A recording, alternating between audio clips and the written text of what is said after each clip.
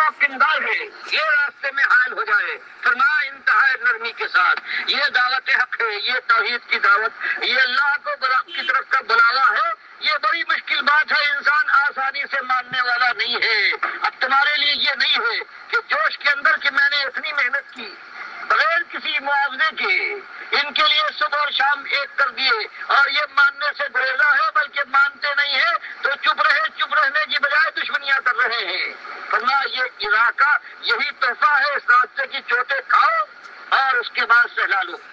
اللہ کا شکر ادا کرو کہ اللہ نے توفیق دی۔ زخم لگے تو شیرانہ وار چاک جاؤ، یہ موقع دعوت کا موقع ہے، اس لیے پروردگار عالم اللہ کے نبی صلی اللہ علیہ وسلم کو خطاب کر کے اور سارے ان دینداروں کو جو شرک کے ماحول میں اللہ نے توفیق دی تھی ایمان کی، اور جو اس راستے میں چوٹوں پر چوٹے کھا رہے تھے، ان کو یہاں اللہ ہر جگہ قرآن میں ان کو نصیحت فرماتا ہے، یہاں مالک وہی بات کہہ رہا ہے، کہتا خذ العفو،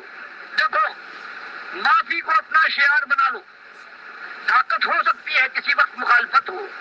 تمہاری صاف اور سیدھی اور ہمدردی غمگساری کی بات کے اوپر جو ایمان اور تقوی کی بات ہے، لوگ گالیاں دے پتھراؤ کرے تو دشمن،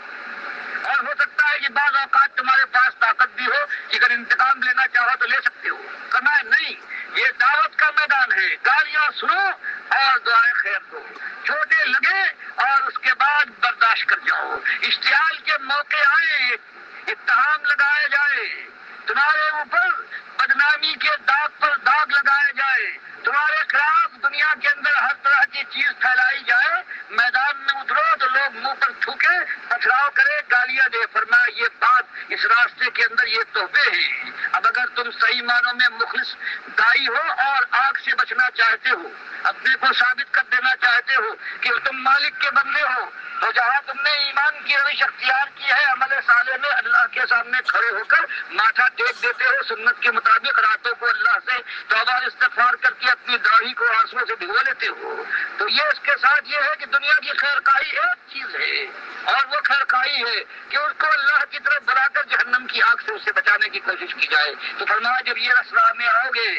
اپنے بچاؤ کے لیے اللہ پریشان نہیں ہے، یہ اور بات ہے کہ اللہ ایسے لوگوں کو جو اللہ کی طرف بلانے والے ہو، اللہ کی راہ میں جم جائے، ان کو اپنا ناصر کہتا ہے، حالانکہ اللہ بے احتیاج ہے، اللہ جگار غنی ہے، لیکن شرف دینے کے لیے کہ جو اللہ کی بندگی کرے اور عمل سے ثابت کر کے دنیا میں توحید کی آواز لگائے، شرک سے لوگوں کو منع کرے اور سنت کے داعی ہو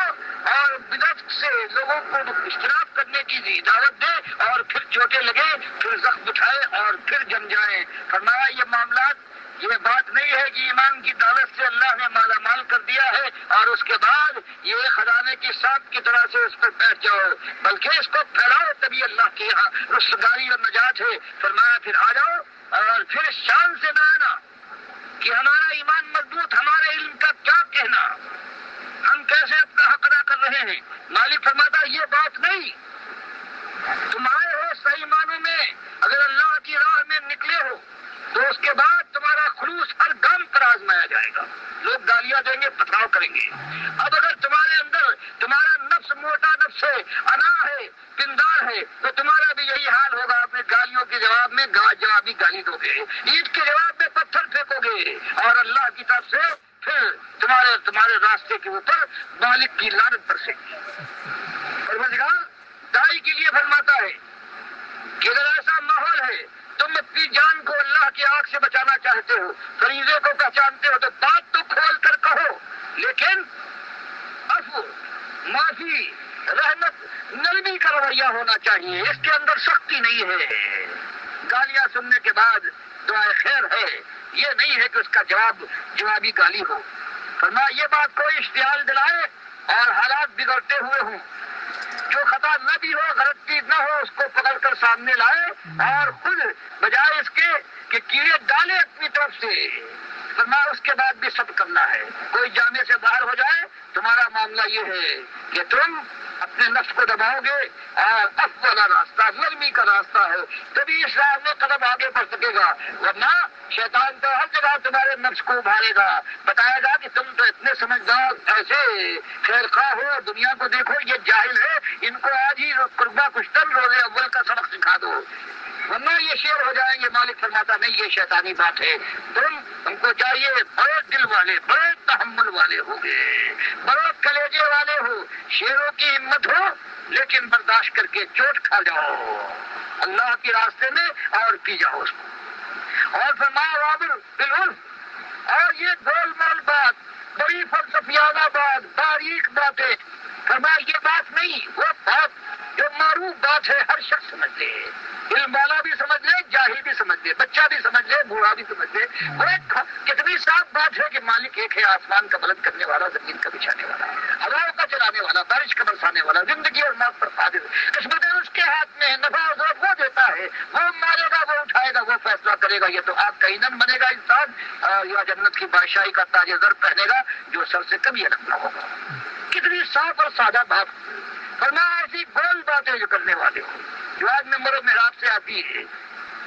فرمایا اللہ کے نہیں، معمر بالعرف، معمولی بات ہر شخص کے سمجھ میں آ جائے، اور جب یہ کرو گے سمجھے گا، یہ جو دولت والا یہ بھی سمجھے گا، یہ بادشاہ سلامت کے جو کارندے ہیں ان کو بھی ماتھوں پر بل پہنچائیں گے، اور یہ جو دینداری کا کاروبار کرنے والا ممبر و محراب سے یہ جل اٹھے گا، ان کے ہاتھ میں یہ امت ہوا کرتی ہے اور آج بھی ہے۔ ماشاء اللہ بھی ڈاکٹر عثمانی رحمۃ اللہ علیہ کا یہ بیان بھی بہت ہی زیادہ گہرا علم ہے، یعنی دائی کے لیے ایک تحفہ ہے۔ یہ ایمان خالص کا معاملہ، توحید کا معاملہ، یہ آسانی سے قومیں نہیں مارتی ہے، توحید سے بڑی چڑ ہوتی ہے،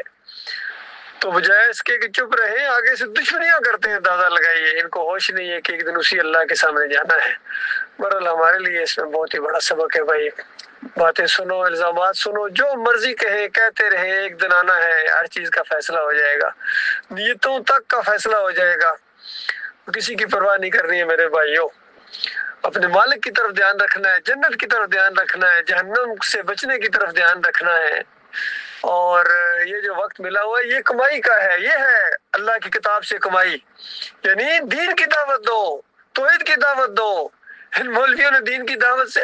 کتاب اللہ کی کمائی کو اس طرح سمجھا کہ نماز پڑھانے کے پیسے لے لو، اذان دینے کے پیسے لے لو، یہ کمائی کر رہے ہیں، حالانکہ اصل کمائی یہ ہے، آخرت کی کمائی ہے، ایک ایک لمحہ لکھا جا رہا ہے، ایک ایک پل لکھا جا رہا ہے، انشاءاللہ پورا کا پورا اللہ تعالیٰ آپ کی طرف آپ کے اعمال کو جو کچھ کارگزاری کی ہوگی یہاں دنیا کے اندر سب کچھ واپس لوٹا دیا جائے گا۔ افسوس اس بات کے اوپر ہوتا ہے کہ یہ جو توحید کے نام پر اٹھے تھے یہ اب توحید کی دعوت کو برداشت نہیں کرتے ہیں۔ محمد حنیف نے جب سے ان کی جماعت کے اندر یہ سجدہ تعظیمی کا شرک لایا ہے اور ان کی مساجد کے سامنے جا کے میں نے دعوت اللہ کیا، فلاح کا راستہ بانٹا، وہاں دوڑتے تھے، مارنے کو دوڑتے تھے، اندازہ لگائیے۔ اور کتنے ان کے گروپس کے اندر جب جو ویڈیوز کو نہیں سننا چاہتے آڈیوز بھی لگاؤ تو واپس سے باہر ہو جاتے ہیں، بالکل وہی انداز اختیار کرتے ہیں جو ڈاکٹر صاحب بیان کر رہے ہیں کہ یہ ان کی مخالفتوں اور ان کے الزامات کا خندہ پیشانی کے ساتھ برداشت کرنا، اپنے مالک کے لیے مالک کے سامنے جائیں گے، انشاءاللہ مالک فیصلہ کر دے گا، اپنے مخلص بندوں کو اجر اللہ تعالیٰ دے گا، اور جو توحید کے راستہ روک رہے ہیں، اس کے راستے میں رکاوٹ بنے ہوئے ہیں، ان سے ہمارا مالک نپٹنے کے لیے کافی ہے۔